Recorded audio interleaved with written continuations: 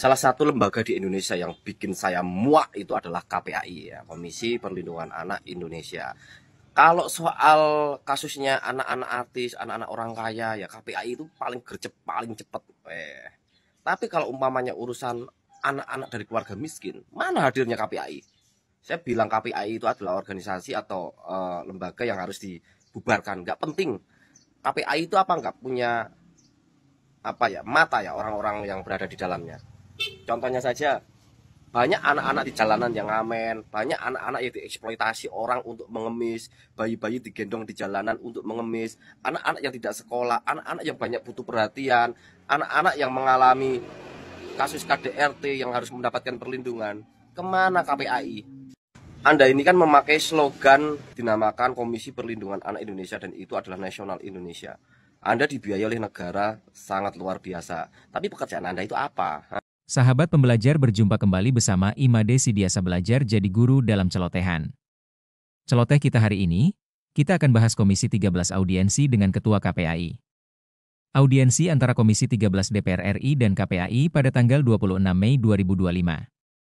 Dalam sesi ini, berbagai isu strategis terkait perlindungan anak di Indonesia dibahas termasuk berbagai tantangan yang dihadapi lembaga KPAI. Audiensi ini diharapkan menjadi wadah dialog untuk meningkatkan efektivitas perlindungan hak anak dan memperkuat peran kelembagaan KPAI. Salah satu anggota Komisi 13 Muslim Ayub dari fraksi Partai Nasdem mengibaratkan KPAI seperti macan ompong gak ada fungsinya dibandingkan dengan LPSK. Bahkan berbagai tanggapan miring warga ditujukan kepada KPAI karena di saat ada kasus anak-anak artis atau anak orang kaya.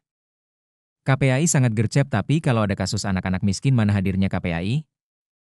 KPAI adalah organisasi atau lembaga yang harus dibubarkan karena gak penting. Nah, seperti apa jalannya audiensi Komisi 13 dengan KPAI serta tanggapan masyarakat terhadap KPAI, mari kita simak bersama.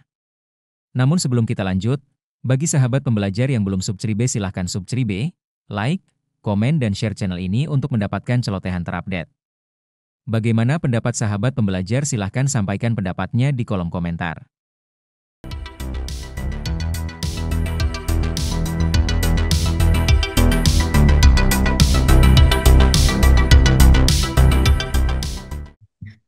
Yang saya hormati Ibu-Ibu sebagai pimpinan KPAI, pimpinan Komisi 13, rekan-rekan anggota DPR Komisi 13. Saya melihat dari tugas-tugas KPAI ini dari klaster perlindungan khusus anak, ini luar biasa sekali. Ibarat memang hal-hal yang menyangkut persoalan anak ini jelas ditangani oleh KPAI.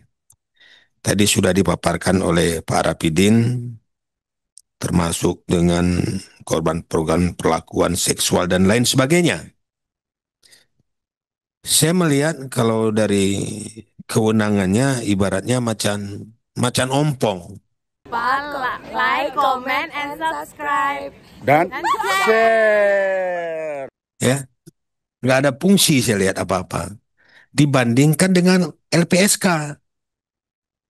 LPSK ini kemarin ada kejadian seorang guru memperkosa muridnya dan mengawili anaknya di Berandan. Ini LPSK menangani secara khusus. Harusnya ini adalah tugas KPAI sebenarnya. Mereka diberi hak prosedural. Mereka diberi bantuan rehabilitasi, psikologi, dan fasilitas restitusi. Diberikan kompensasi uang malahan kepada anak korban tersebut. Padahal itu adalah lembaga perlindungan saksi dan korban. Kalau kita lihat di sini, menyangkut KPAI ini kepanjangannya Komisi Perlindungan Anak Indonesia. Tetapi kenapa lebih menyentuh lagi LPSK memberikan kontribusi kepada anak tersebut? Ini menjadi pertanyaan juga ini. Apa tugas-tugas KPAI juga? Saya juga di daerah tidak ada menyentuh kok dengan masyarakat yang menjadi korban khusus untuk anak-anak. Makanya kalau bisa ini Bu, kita revisi lah ini undang-undangnya. agar KPAI ini lebih dominan daripada LPSK yang memberi santunan kepada korban tersebut daripada KPAI ini. Nggak ada apa-apanya. Jadi kita jangan menuntut terlalu besar kalau memang ini tidak kita revisi. Ini dari kunci dari segala-galanya.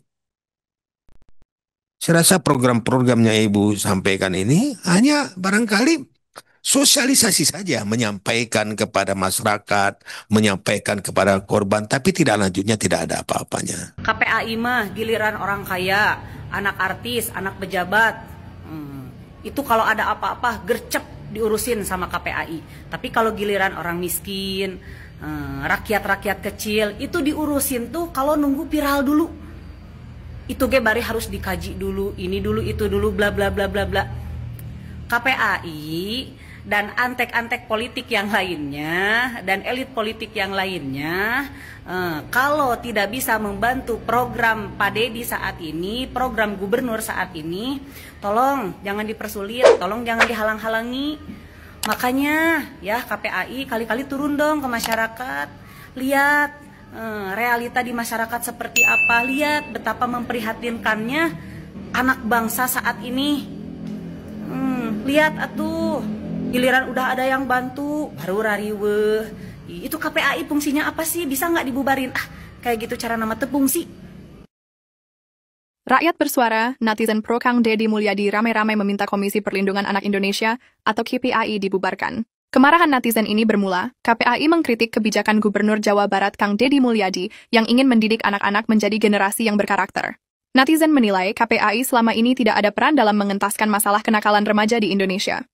Hal ini terbukti masih banyak kasus tawuran antar anak sekolah. Percuma jika hanya melakukan pengawasan, mengumpulkan data informasi, menerima pengaduan, dan mediasi terkait pelanggaran hak anak jika tidak memberikan solusi yang nyata. Ucap netizen dengan nada tegas. Mari kita dukung terus Kang Deddy dengan cara like dan share video ini agar lebih bermanfaat. Lagi-lagi KPAI menyerang kebijakan KDM dengan meminta program pengiriman anak-anak ke barak militer dihentikan.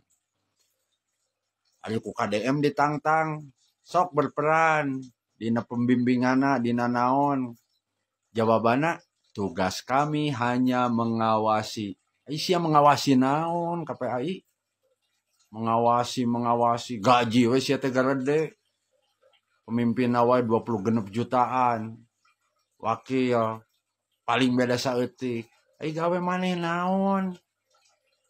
Tingali budak-budak di lampu merah. Pan tugas sia teh melindungi anak-anak Indonesia. Aya pelecehan anak di sekolah, di pesantren, sia ngajar daug wae. Aya nu digawe ku sia digeunggeureuskeun. Diskusi, debat, mereka beki teh. Hasilnya, karasa we ku aing di desa lamun aya naon, peningkatan kapasitas, pembinaan naon, meakeun anggaran wungkul nu kitu patut teh teu aya beunangna. Udongeng mah aya nu anggeus. Solusi teu mere, solusina ukur sebatas teori. Aleureun weh, rugi. Duit masyarakat dipakai ngagaji KPAI nu siga kitu bubar aing mah pusing nempok KPAI teh. Hidup KDM. Lupa like, comment, subscribe, dan share. Kadang yang dibutuhkan anak muda bukan hukuman, tapi struktur.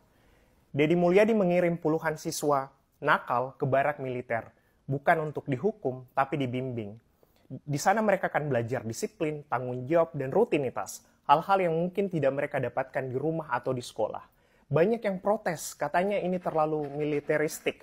Tapi mari jujur, sebagian anak muda kita tumbuh di lingkungan yang bising tapi kosong, penuh tuntutan tapi tanpa arah. Barak bukan solusi untuk semua, tapi ia bisa jadi ruang aman bagi yang kehilangan pegangan. Di sana mereka belajar bangun pagi, menyusun tempat tidur, menghormati instruksi, hal sederhana yang perlahan membentuk karakter.